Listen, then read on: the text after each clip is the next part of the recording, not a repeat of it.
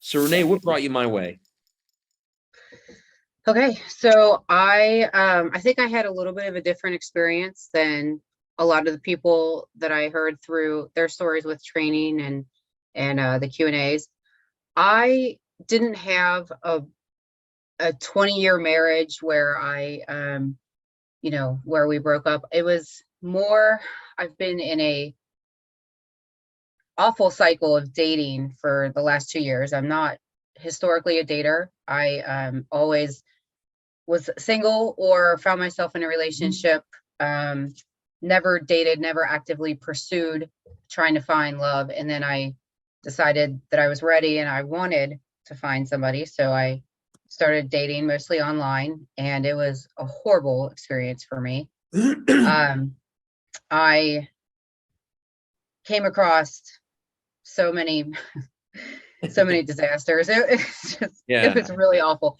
It really broke down my confidence. It really disheartened me as far as understanding what was out there. It was really awful. And then I did meet somebody that he was a high quality guy, and it was a very short-lived thing, but he was my catalyst because it was like the final straw. It's just the icing on the cake of God, another failure. How am I going to find what I'm looking for?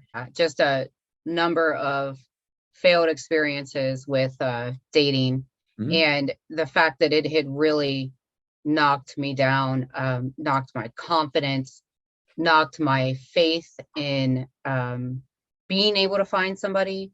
I found a lot in that process about myself. I have had a really high fear of rejection. I think I had a pretty high feeling of unworthiness, especially when it comes to love. I mean, there's a lot of things in my life that I excel at and I have a lot of confidence in, but when it comes to relationships and love, it's the missing piece in my life that I've just never been able to do as well as I do in other aspects of my life. So it just kept building and building. And then this short-lived relationship that I had, he broke up with me. I didn't know why, really. I thought we were having fun.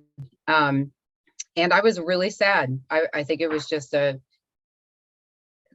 I said, the final straw. And that's what brought me here. Gotcha. So you got a little tired of the cycles, right? A little Yes. burnt out of the whole process and not knowing when, is there a light at the end of the tunnel here? And just kind of sounds like you just got a little fed up with everything. And that last one was just the final straw. After all that sifting, and again, a lot of people don't understand this here. If you don't have a good practical way to sift because you feel differently, you can't speak how you don't feel. And you don't make good decisions, you don't feel good. If you don't have a good practical way to control the way you feel, you're making it impossible to sift and really go through and screen for the right people. You'll let people in because you're just so needing something to work out. But when you feel great yourself, which is you learned, is not a concept, it's a conditioning, you can act, respond, and make way better decisions, making it possible for the wrong people, make it right for the right people. I have some people where that other person is separated and they're just sitting there, literally in the batter's box, hoping, wishing, wanting for weeks, months, or even years.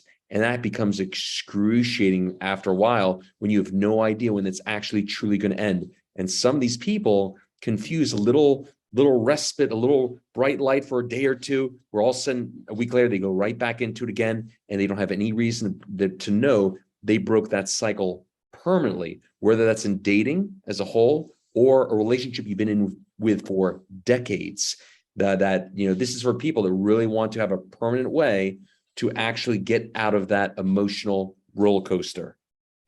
And Yeah. that's and your catalyst that I like to refer to, that was that person said, you know what, I've had enough. So whether it's someone in dating where you're burnt out of that cycle, or you're in a relationship, you're going back and forth and you're tired of that back and forth, or that waiting, wishing, wanting, hoping, that's exactly what this is for. Yeah. And awesome. So question for you, how do you now after you've done what you've done, how do you feel about your ability, your consistency, your conditioning that you broke out of that cycle? I feel like um I feel like an entirely different person. I feel like I have broken out of that cycle. I feel a lot more confident. Mhm. I feel a lot stronger that I know exactly how to approach dating Mhm. compared to how I was before. I still have a lot of work. Um, it's progress, not or progression, not Yeah, yeah, perfection, yeah. right? So I still have a lot further to go. I wouldn't say I'm not even sure I'm 100% ready to find that person yet at this Mhm. point, which I thought before this I was ready. So learning that maybe I'm not quite ready has actually been a pretty big step for me. But I have so much more knowledge about how where I need to come from and where I was coming from and how I was approaching things. Um, I was pretty desperate to just find anything, and I was really Mhm. putting up with some dumb shit. So I I won't do that anymore. I have a Good. contract with myself now, and I know exactly what how to move forward. I need to worry about the things that I want, and that has to be my major focus. And that's I was not doing that before. Awesome, So awesome. So again, I'm gonna put a little, so yeah, this would be great for everyone here. And there's one person particularly, and she knows who she is. I'm gonna have her watch this video after we're done here. And this is somebody who's been married for decades. And she'll watch this video later on today, along with other people, of course. And I want her to know, and anyone to know here, if you're really sick and tired of not knowing how to break that cycle, don't confuse a day or two where you feel like a little bit better, but like truly ending what has been going on for months or even years. That's who this is for. Whether you're again that dating, trying to break that burnout of that dating cycle and really having a much better way to really pick the right people because you feel better, or whether you've been with somebody for decades and your relationship is coming to perhaps a close, and knowing like, you know what, I can be great regardless consistently. And so that person who is going to watch this video later, including other people, it's like I really want them to know, if you really want that cycle to end forever, you you better address that emotional core. So if yeah. I'm hearing you right, Renee, you feel pretty good about yourself being able to have great days, feel good, bounce back, regardless of what comes your way in the future. Yes, absolutely. Absolutely. I And feel again, resilient and powerful mhm, and grateful. mhm. Um, yeah, I feel I feel I feel really good. I don't know. Good, good, I don't good. have words. Good. How would you describe the different? And remember, this is a relatively short period of time. I have tons of people, including that person who's going to watch this video, who's going to go to counselors for months, doesn't get anywhere, even admits that things are getting worse. And I tell people, they think I'm crazy till they see that I'm not. First 2 days, you'll start noticing a difference in the way you feel and bounce back. And that's not going to come from some run-of-the-mill cookie cutter counselor. It's just not going to happen. How would you describe the difference in how you feel now, really just a few weeks later, relatively speaking, compared to where you were when you and I first started? How would you describe the difference in the way you feel, the way you bounce back, your ability to feel confident as far as your ability to have a great day consistently? How would you describe the differences, the disparity between how you started versus how you are now, literally just a few weeks later, relatively speaking, July 27th, 2022? How do you feel now compared to the starting? So the first thing or the biggest difference that I notice is, my gosh, that week that I reached out to you, I was really sad. I mean, I was in a low, sad place that is actually not something I experience that often, to be at that low. And within 2 days of starting your program, I haven't felt that kind of sadness once, not even close. I Mhm, mean, the mhm, you always say the higher highs and higher mhm, lows. I notice such a difference in my mhm, higher lows. I have not had a single day with that kind of low. And I don't suspect that I ever will again in my whole life. I don't think that I'll ever be that low again. So taking sadness out of my picture mhm, is hands down the most noticeable thing. Everything else has been a little more subtle. I definitely feel more resilient. I can shift my thoughts. If I have a negative thought, I can immediately tell myself, no, there's no room for both negative and positive thoughts. Why would I save room for a negative when there's so much positive? And I can make those shifts, things that's something I couldn't do before. In general, I am more confident. I think that's still an area that I have a ways to go. But I know how to get there now. That's a great differentiator. To anyone listening here, this is a true biological process, not a magic trick. Isn't it true, Renee? You could also say, if you've gone from lifting 100 pounds in week 1 to lifting 140, that much more stronger, faster, quicker in just a few weeks, sure, you can get to 200, 250, but do you think you would have ever moved this fast and quickly, especially from where you were, without this process? No, absolutely not. No. And do you feel pretty good about your ability to keep accelerating in a consistent daily way, regardless of who you hear from or don't hear from? Yes. Do you think you would have had that without this process? No. There you go. This is for people that want their hand off the hot stove permanently, that would never take a risk by themselves. This is for people that do want that off that emotional roller coaster permanently. But and it's also for people that understand one little rare day where the sun comes out, that's not a fucking solution. A solution is nothing less than true daily consistency.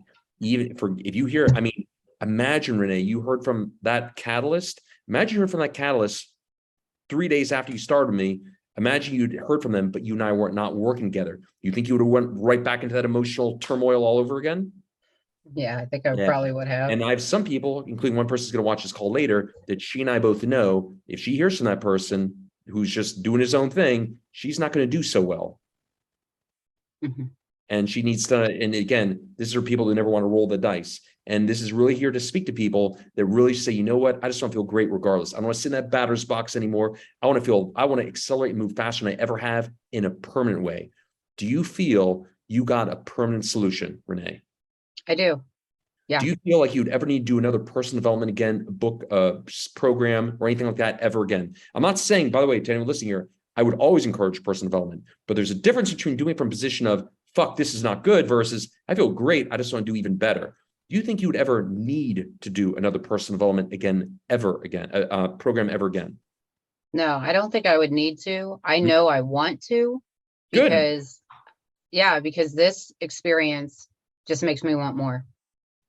Awesome. So to close here, unless you have any last things you want to say at the end here, this is not a long one here. This is for people, for lack of a better phrase, that don't want to fuck around, want to get their life feeling great, regardless, and have a great day every day consistently, and would never, and has had truly enough of their hand on the hot stove, want it off permanently, regardless of the person does or doesn't do. Because for those people that would continue to sit in that batter's box, it can be a very long next several months or years. And for anyone listening here, if you really don't want to sit there and keep rolling the dice and have, for the first time, a true permanent one and done outcome. And to close here, unless Renee, you want to say anything at the end here, this is a true one and done. I don't offer an advanced program. I don't offer like a next step. So if you work with somebody that doesn't offer that, that's not too good. Why would you ever work with somebody that has a part 2, a part 3, a part 4? That just doesn't make sense. And if you really truly value yourself enough to give yourself the best tools and best life, you should not want to, I don't think you should want to work with somebody that gives you some kind of open-ended graduation date. So last question here, Renee, and this has been awesome. Thank you so much for sharing your experience, which I think some people will really appreciate. Is there anything else that you think would be valuable, for any last things that maybe I didn't cover, or any last comments that you'd want to say to anybody if you think people would get value from? Last comments. I think that it is it's a big risk to take to invest that much money in yourself, but it's actually one of the best things that I did for myself. I mean, to actually invest in myself, it was the first step of self-love and really taking action and trying to change something that's been a problem for a really long time. So yes, there was some hesitancy with the money, but besides it just obviously working and being everything that you said it would be, you know, I guess there's a little bit of hesitancy with, you know, whether it's actually going to work, like you say, but I think from all the experiences that you have out there and all the testimonials, people probably understand that it does work. And it must work for every single person that does the program, exactly as you say. But to have the understanding that that investment in yourself is more than just spending money, it's actually taking your first step of self-love and healing yourself.